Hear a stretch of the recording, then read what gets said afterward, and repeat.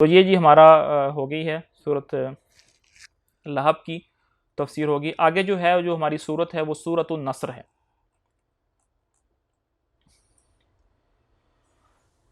अऊज़ु बिल्लाहि मिनश शैतानिर रजीम बिस्मिल्लाहिर रहमानिर रहीम इज़ा जाअ नस्रुल्लाहि वल फथ वरअयतन नास यदखुलून फी दीनिल्लाहि अफ़वाजा फसब्बिह बिहम्दि रब्बिका वस्तगफिर इन्नहु कान तव्वाबा। जी सूरतुन नस्र इसका नाम है क्योंकि नस्र का लफ्ज़ जो है वो इस आयत में आया है, और नुज़ूल के एतबार से इसका जो लफ्ज़ है किताब के अंदर 110 इसका लफ्ज़ है, और नुज़ूल के एतबार से इसका 114वां नंबर है। यानी कि ये कुरान पाक की सबसे आखिरी सूरत ये थी, इसलिए 114वां नंबर है। हज़रत अब्दुल्ला बिन अब्बास रज़ी अल्लाह ताला अन्हु कहते हैं कि सबसे जो आखिरी सूरत कुरान पाक में नाजिल हुई है वो सूरतुन नस्र है। यहाँ पर एक बात ये देखें कि सूरत उतरी है, मैं आयत की बात नहीं कर रहा, वरना आयात जो हैं वो इसके बाद भी उतरती रही हैं, लेकिन एज अ सूरत एक कंप्लीट सूरत जो है वो यही उतरी है। इसके बाद कोई कंप्लीट सूरत नहीं उतरी। हाँ, छोटी मोटी जो एक दो आयात हैं वो उतरती रही हैं। कौन सी आयत सबसे आखिर में उतरी थी? वो सूरतुल बकरा की 268 नंबर आयत है गालिबन, जो वो इंशाल्लाह पहुंचेंगे तो वहां पर बात करेंगे। तो ये कुरान पाक की सबसे आखिरी सूरत है, और ये जो है ज़ाहिर बात अब आखिरी सूरत है, तो जब आप सल्लल्लाहु अलैहि वसल्लम मदीना में थे तो ये मदनी है।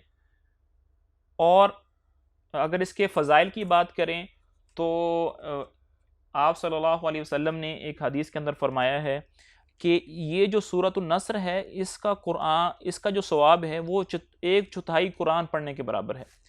यानी कि अगर हम एक दफ़ा सूरतुन नस्र पढ़ेंगे तो हमें 1/4 कुरान ख़त्म करने का सवाब मिलेगा। सूरतुल इखलास 1/3 था, और सूरतुन नस्र है वो 1/4 है, उसका सवाब हमें मिलेगा।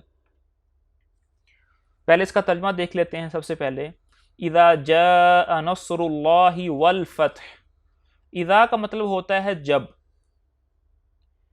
ये जो कलिमात बार बार आ रहे हैं ना, इज़ा, हु, हा, ये हमने इसको याद करना है ताकि हमें अक्सर फिर हमें यही बार बार इस्तेमाल होते हैं, तो हमें फिर दोबारा याद करने की जरूरत ना पड़े। इज़ा का मतलब होता है जब। जाआ, जाआ जो है ये पास्ट का वर्ब है, और जाआ का मतलब होता है वो आ गया, वो आ गया। नस्र का मतलब होता है मदद, जिसे नुसरत कहते हैं कि अल्लाह ताला तुम्हें नुसरत अता फरमाए, कामयाबी अता फरमाए, मदद अता फरमाए। तो इज़ा जा, और अल्लाह, अल्लाह, वाव का मतलब होता है और अल-फत्ह का मतलब होता है कामयाबी। वैसे अरबी ज़ुबान में जो इसका टिपिकल लैंग्वेज के अंदर टिप है ना लफ्ज़ का मतलब वो है खोलना, फतह खोलना, मिफ्ताह चाबी। तो पुराने ज़मानों के अंदर जब शहरों को फ़तह करते थे ना, तो वो शहरों के इर्द गिर्द एक चारदीवारी होती थी दिफा के लिए, तो उसको खोलते थे तो फिर अंदर दाखिल होते थे। वहाँ से एक इस्तिआरा लिया जाता है कि जब मदद मिल जाए, कामयाबी मिल जाए, खुल जाए, वो आपकी शहर आपके लिए खुल गया है, तो यानी आपको कामयाबी मिल जाए।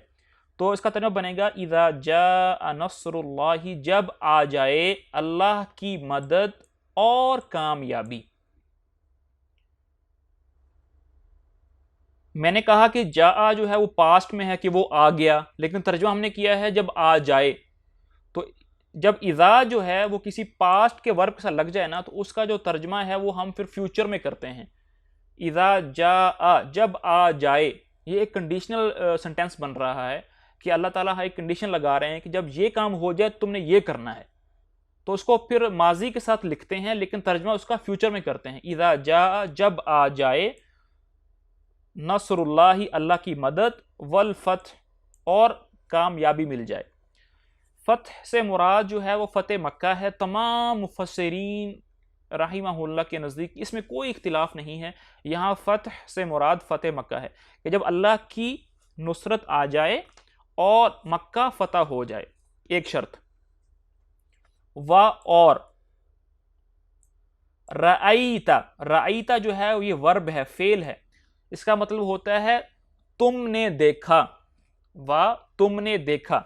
तो फिर हम, लेकिन ये इज़ा लगा हुआ है तो तर्जुमा करेंगे और तुम देखो, क्या देखो, अन्नास, लोगों को, यदखुलूना, ये वर्ब है, यदखुलूना, वो दाखिल हो रहे हैं, कहां दाखिल हो रहे हैं, फी में, दीन, दीन में, अल्लाह, अल्लाह के दीन में, कैसे दाखिल हो रहे हैं, अफवाजा, ग्रो दर ग्रो, फौज दर फौज, और बहुत ज़्यादा तादाद के अंदर। तो यहां अल्लाह ताला ने एक शर्त, कंडीशन लगाई है कि जब ये दो काम हो जाएं तो तुमने फिर एक और काम करना है, क्या, कि जब अल्लाह की मदद आ जाए और कामयाबी मिल जाए और तुम देखो कि लोग अल्लाह के दीन में फौज दर फौज दाखिल हो रहे हैं, तो तुम क्या करो, फा, ये फा जब आ जाएगा ना तो ये दूसरी इसका सेंटेंस होगा। इज़ा के बाद हमेशा फा आता है, ये बात याद रखनी है हमेशा। इज़ा के जब आ जाएगा ना उसके बाद हमेशा फा आएगा, कभी नज़दीक आ जाएगा, कभी बहुत दूर जाके आएगा। तो इज़ा जो, तो फा से पहले पहले जो सेंटेंस आएंगे ना वो कंडीशनल सेंटेंस हैं कि जब ये हो जाए, ये हो जाए, ये हो जाए, तो क्या करो, फसब्बिह बिहम्दी, तो अपने रब की हम्दो सना करो, पाकी बयान करो। फसब्बिह तस्बीह करो, बा के साथ, हम्द सना को कहते हैं, रब्बिक, रब कहते हैं रब को, और काफ कहते हैं तुम्हारा। तो अपने रब के हम्द के साथ उसकी तस्बीह बयान करो। कैसे तस्बीह बयान करनी है वो इंशाल्लाह आगे देख लेते हैं। वस व और वस्तगफिर, और अपने गुनाहों की माफी मांगो, हु अल्लाह से। तो अभी पूरा सेंटेंस हमारे पास समझ में आ जाए। अल्लाह ताला फरमा रहे हैं कि जब अल्लाह की नुसरत आ जाए, उसकी मदद आ जाए और लोगों को देखो कि दीन के अंदर दाखिल हो रहे हैं, तो फिर तुमने जो काम करना है वो ये है कि अल्लाह ताला की हम्दो सना बयान करो, तस्बीह बयान करो और अपने गुनाहों की माफ़ी अल्लाह से मांगो। यहाँ पर एक मतलब तो ये बनता है कि जब भी मुसलमानों को कोई नुसरत मिले, जब भी किसी इंसान को कामयाबी मिले अपने दुनियावी चीज़ों में या दीनी चीज़ों के अंदर, तो कामयाबी के बाद जो पूरा क्रेडिट है वो अल्लाह ताला को देना चाहिए, अपने ऊपर नहीं डालना चाहिए कि यार मैंने ये किया, मेरी वजह से ये होगा, तुम्हारी वजह से हो गया। इसका एक मतलब तो ये निकलता है कि भी जितना भी क्रेडिट है वो सारा का सारा जो है वो अल्लाह ताला को देना चाहिए कि भी अल्लाह की वजह से हुआ है, अल्लाह की करम से उसके हुआ है। तो फिर अल्लाह ताला ने फरमाया कि जब मक्का फतह हो जाए तो तुम फिर अल्लाह की हम्दो सना बयान करो। इसलिए आप सल्लल्लाहु अलैहि वसल्लम ने जब मक्का फतह किया तो आप सल्लल्लाहु अलैहि वसल्लम ने 8 रकत चाश्त के अल्लाह के शुक्राने में पढ़े थे। और आप सल्लल्लाहु अलैहि वसल्लम कभी भी 8 रकत जो थे वो ऐसा नहीं पढ़ते थे। यह गैर मामूली तौर पर आप सल्लल्लाहु अलैहि वसल्लम ने 8 रकात पढ़ी थी और उम्मे हानी रज़ी अल्लाह ताला अन्हा के घर में पढ़ी थी। और फिर वहाँ से ही एक सुन्नत बन गई, एक अमल निकल आया कि जब भी किसी मुसलमान को लश्कर को फतह मिलती थी तो वो 8 रकत जो थे वो पढ़ते थे। इसलिए हज़रत साद बिन अबी वक़ास रज़ी अल्लाह ताला अन्हु ने जब मदाइन को फतह किया तो उन्होंने भी फिर 8 रकत नमाज पढ़ी अल्लाह के शुक्र में। फिर इसमें यह है कि देखें आप सल्लल्लाहु अलैहि वसल्लम तो मासूम है, आपसे तो गलती नहीं हो सकती, फिर आप सल्लल्लाहु अलैहि वसल्लम को क्यों कहा जा रहा है कि आप अपने गुनाहों की माफ़ी मांगे, वस्तगफिरहु। तो नबी से तो गुनाह होता नहीं, वो तो मासूम होते हैं, अल्लाह ताला उनकी हिफाजत फरमाते हैं, तो फिर उनको किन गुनाहों की माफ़ी मांगने कहा जा रहा है। यहाँ गौर करें कि इस्तिगफार के 2 मतलब होते हैं। पहला मतलब होता है गुनाहों की माफ़ी मांगना, जो गुनाह हमसे हो गए हैं तो उनकी माफ़ी मांगना, ये हमारे लिए है। अंबिया अलैहिमुस्सलाम से जब इस्तिगफार के लिए कहा जाता है तो उससे मुराद गुनाहों की माफ़ी दरअसल नहीं होती, बल्कि उससे मुराद दराजात की बुलंदी होता है। दराजात की, क्योंकि जितना आदमी इस्तिगफार करता है उतने ही दराजात बुलंद होते हैं। तो जब अंबिया को इस्तिगफार करने का कहा जाता है तो उससे मुराद ये है कि तुम्हारे दराजात बुलंद होंगे, और जब इंसानों को कहा जाता है इस्तिगफार करने का तो उससे मुराद ये होता है कि तुम अपने गुनाहों की माफी मांगो।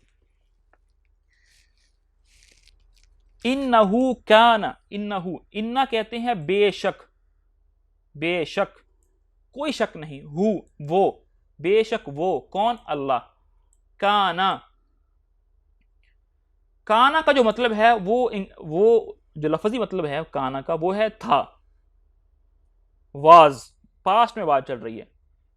तव्वाबा बहुत ज्यादा बख्शने वाला, माफ करने वाला। इसका तर्जमा ये बनेगा इन्नहु कान तव्वाबा, बेशक वो बड़ा बख्शने वाला था। लेकिन अल्लाह के लिए ऐसा नहीं करेंगे, तो इसलिए बात याद रखनी है, जब भी काना का लफ्ज अल्लाह की जात के साथ आ जाए तो उसका मतलब ये होता है कि अल्लाह ताला बख्शने वाले थे, अल्लाह ताला बख्शने वाले हैं, और अल्लाह मुस्तकबिल के अंदर भी बख्शने वाले हैं। बेशक वो बहुत ही बख्शने वाला है। टाइम भी हमारे पास थोड़ा है, जल्दी से मैं दो चीज़ें इसमें कर दूं कि जब ये आयत नाजुल हुई तो फिर आप सल्लल्लाहु अलैहि वसल्लम किन अल्फाज के साथ अल्लाह की हम्द व सना बयान करते थे। तो बुखारी के अंदर रिवायत है, आयशा रज़ी अल्लाह तआला अन्हा फरमाती हैं कि आप सल्लल्लाहु अलैहि वसल्लम रुकू के अंदर और सजदे के अंदर ये दुआ पढ़ते थे, सुब्हानकल्लाहुम्मा रब्बना व बिहम्दिक अल्लाहुम्मा इग़फिरली, सुब्हानकल्लाहुम्मा रब्बना व बिहम्दिक अल्लाहुम्मा इग़फिरली। जब भी नफली नमाज पढ़ें तो अपने रुकू और सुजूद के अंदर हम इन दुआओं को पढ़ सकते हैं। और इमाम अहमद रहिमहुल्लाह ने अपनी किताब मुस्नद में आयशा रज़ी अल्लाह ताला अन्हा से रिवायत किया है कि आयशा रज़ी अल्लाह ताला अन्हा फरमाती हैं कि जब भी आप सल्लल्लाहु अलैहि वसल्लम अपनी आखिरी उम्र के अंदर ये दुआ बहुत पढ़ते थे, सुब्हानल्लाहि व बिहम्दिही अस्तगफिरुल्लाह व अतूबु इलैहि, सुब्हानल्लाहि व बिहम्दिही अस्तगफिरुल्लाह व अतूबु इलैहि, सुब्हानल्लाहि व बिहम्दिही अस्तगफिरुल्लाह व अतूबु इलैहि। दो बातें जिक्र करनी है।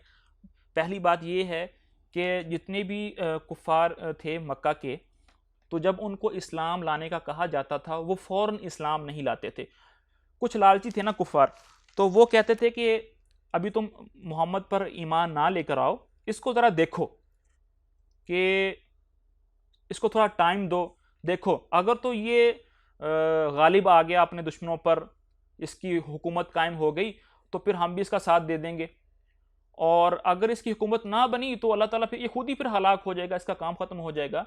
तो मक्का जब फतह हो गया, ये सबसे बड़ी कामयाबी थी मुसलमानों के लिए, क्योंकि मक्का फतह होने के 2 साल के बाद पूरा जजीरा अरब जो था वो इस्लाम के अंदर दाखिल हो गया था। वो कुफ़ार जो आप सल्लल्लाहु अलैहि वसल्लम की कामयाबी का इंतज़ार कर रहे थे, उन्होंने भी देख लिया कि नबी जो है वो कामयाब हो गया है, तो उन्होंने भी इस्लाम कबूल कर लिया। तो इसलिए फ़तह मक्का के बाद लोग जो थे वो ग्रोह दर ग्रोह आते थे और इस्लाम के अंदर दाखिल होते थे, यहाँ तक कि पूरा जजीरा अरब जो था वो बुत परस्ती से और शिरक से वो पाक हो गया था आप सल्लल्लाहु अलैहि वसल्लम के ज़माने में। आखिरी जो बात है वो बड़ी ही इंटरेस्टिंग है और बड़ी ही अक्लमंदाना है। वो ये है कि देखें, इस पूरी आयत के तफसीर के अंदर, इस पूरी सूरत के अंदर आप सल्लल्लाहु अलैहि वसल्लम की मौत की खबर है। तर्जमा हमने पढ़ लिया है, तफसीर हमने पढ़ ली है, लगता नहीं है कि कहीं कि ये आप सल्लल्लाहु अलैहि वसल्लम की मौत की खबर है।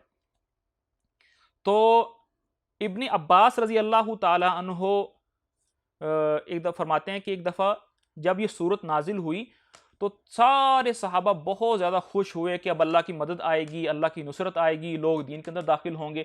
लेकिन इब्न अब्बास कहने लगे कि जब मैंने ये सूरत सुनी तो मैं रोना शुरू कर दिया, कि मुझे पता चल गया कि ये जो सूरत है वो आप सल्लल्लाहु अलैहि वसल्लम की मौत की खबर लेकर आई है, कि अभी लोग दीन के अंदर दाखिल हो गए हैं, नबी का मिशन पूरा हो गया है। जब नबी का मिशन पूरा हो जाता है तो अल्लाह ताला नबी को अपने पास बुला लेते हैं। तो जब ये आयत नाजिल हुई तो मैं रोने लगा कि अब नबी के जाने का वक़्त आ गया है।